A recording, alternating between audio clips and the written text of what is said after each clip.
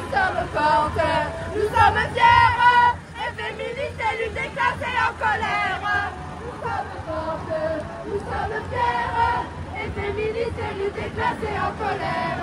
Nous sommes fortes, nous sommes fiers, et féministes et solidaires et en colère. Bonjour Sophie, donc tu fais partie de la coordination nationale de Nous Toutes. Est-ce que tu veux nous dire un petit mot de la manif d'aujourd'hui, s'il te plaît? Déjà j'ai l'impression qu'elle est énorme. C'est pas une impression. Donc ça fait vraiment plaisir parce qu'on a beaucoup travaillé pour la préparer. On est là pour lancer un message à toute la société parce qu'il y a encore des gens qui ne comprennent pas que les violences elles sont structurelles, qu'elles sont systémiques et qu'elles sont liées à des systèmes de domination dans la société qui sont la domination de genre liée au patriarcat, mais aussi les dominations racistes, de classe, d'hétéronormativité, de cisnormativité, la domination capitaliste également. Et toutes ces dominations, elles fonctionnent ensemble avec les mêmes mécanismes et elles se renforcent les unes les autres.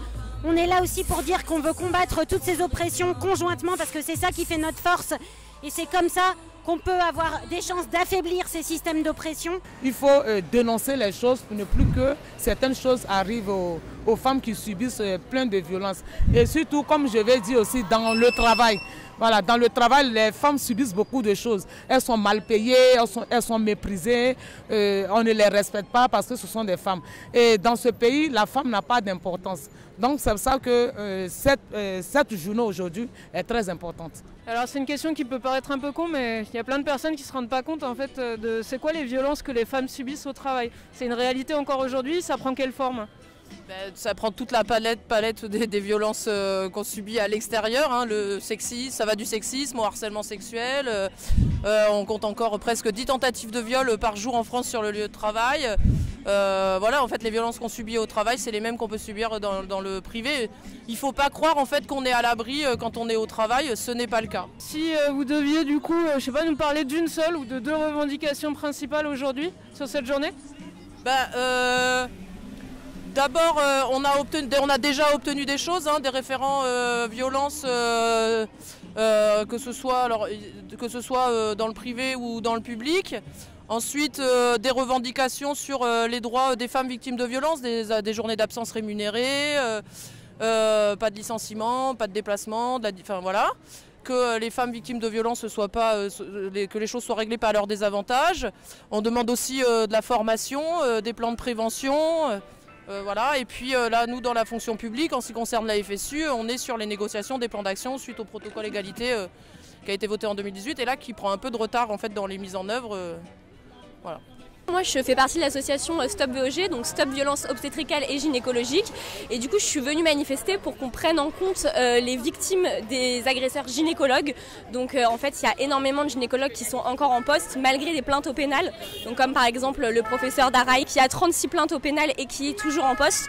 Donc l'idée ici c'est de dire écoutez-nous, on veut arrêter d'être dans une omerta, stopper cette impunité et vraiment prendre conscience des violences gynécologiques qui sont réelles aujourd'hui.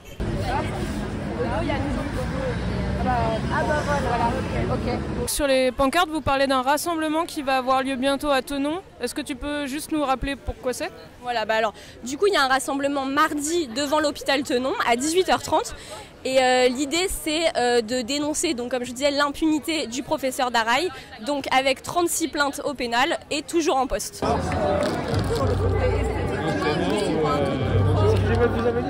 Aujourd'hui on est présent, j'allais dire comme toujours, avec le nouveau parti anticapitaliste pour remettre sur le devant de la scène la question du droit des femmes et puis la question spécifique aussi de la violence faite aux femmes. Il y a des manifestations qui chaque année rassemblent énormément de monde et notamment des nouvelles générations et pour nous c'est aussi un indice de ce qui se passe ou pas dans la société de manière plus générale.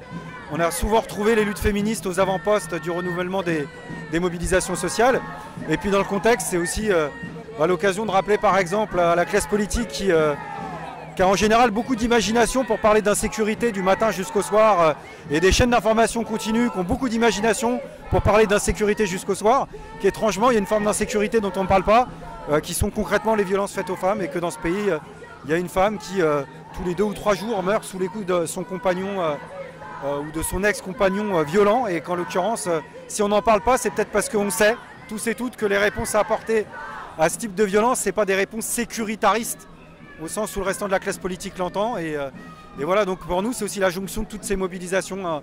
Voilà, rappeler que entre le combat féministe et le combat social, de manière générale, il y a ces convergences et ces alliances nécessaires.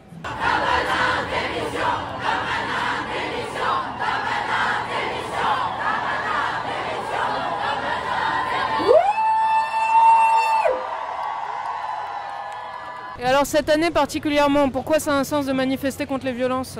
Bon, ça a un sens tous les ans. Et c'est vrai que ces dernières années, on a vu des mouvements vraiment massifs contre les violences faites aux femmes. Mais c'est vrai qu'en France, cette année, comme point particulier, on peut toujours penser à tous les, au MeToo politique qui a mis bien sur la scène tous les problèmes d'agression sexuelle, etc., qui se passent dans les partis de gauche comme de droite, mais évidemment, ce qui nous concerne le plus, c'est le problème dans les partis de gauche, les partis qui, en principe, sont pour l'égalité, hommes-femmes, contre les discriminations, contre les oppressions. Et donc, c'est vrai que ça, c'est un point important cette année. Et alors, quelles revendications le NPA il défend sur ces questions-là aujourd'hui?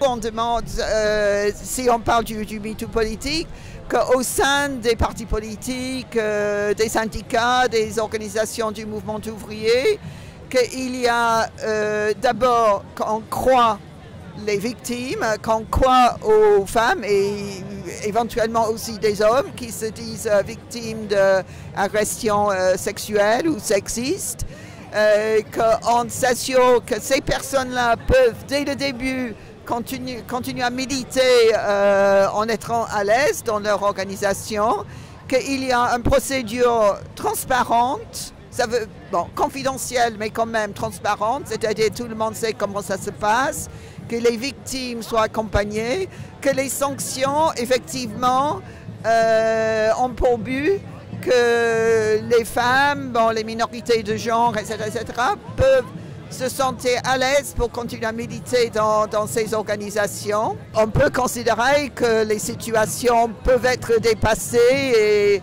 etc. Mais c'est vrai qu'entre les organisations qui aujourd'hui se réunissent dans une interrogation sur ces questions-là, on tient aussi à informer, parce qu'évidemment, les gens peuvent militer dans un parti et dans une organisation syndicale. Donc, il n'y a pas les gens qui, en étant sanctionnés quelque part, ailleurs, ça ne se sait pas. Donc, on veut aussi avoir une collaboration de ce point de vue. On se fait distancer, là. Je propose qu'on roule.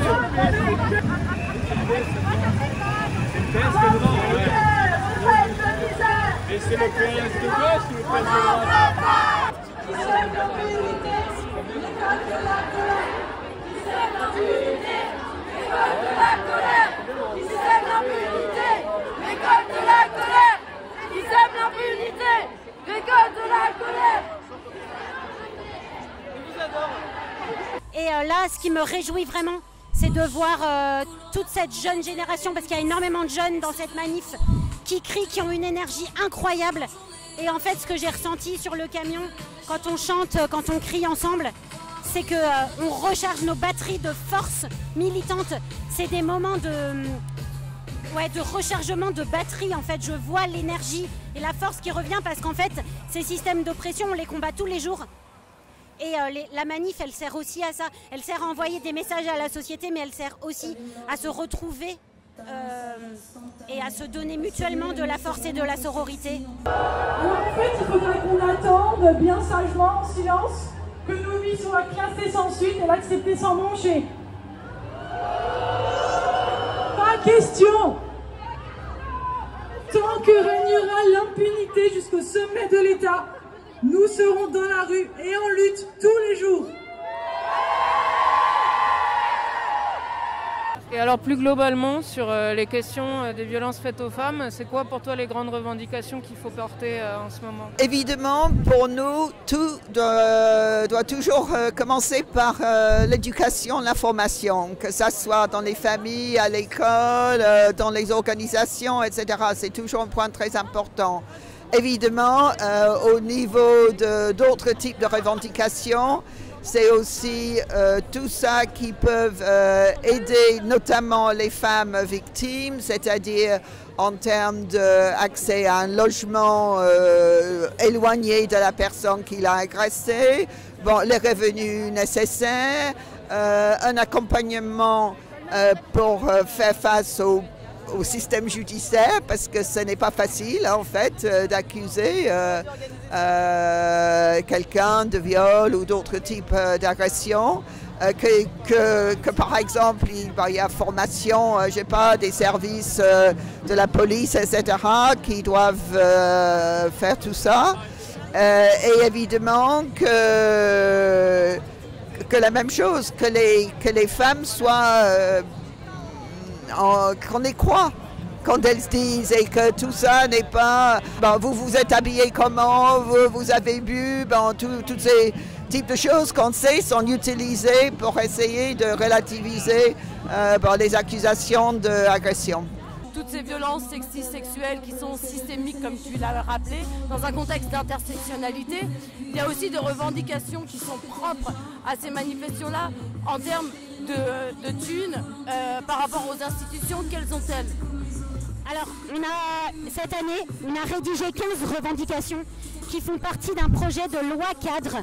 Une loi cadre, ça sert à ce que les lois soient suivies et appliquées et qu'il y ait une cohérence entre elles, avec une vision globale des violences qui sont connectées entre elles. On ne fait pas d'un côté une petite loi sur le harcèlement sexuel en entreprise, une autre petite loi sur la définition du viol. On fait un ensemble de dispositifs qui rentrent dans une loi cadre pour donner une cohérence globale et aussi pour qu'il y ait des personnes qui soient chargées du suivi et de l'application de ces lois. Parce qu'en France, il existe énormément de dispositifs législatifs qui ne sont absolument pas appliqués et personne ne vérifie leur application.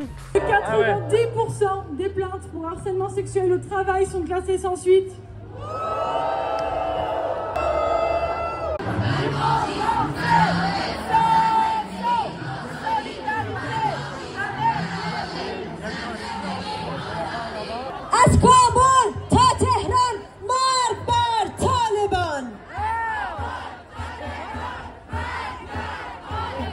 Et dernière question, est-ce que cette lutte, elle est strictement française, quoi? Est-ce que cette question, elle se pose que ici? Ah non, pas du tout. Elle est comme j'ai dit, un des grands thèmes du mouvement féministe au niveau international.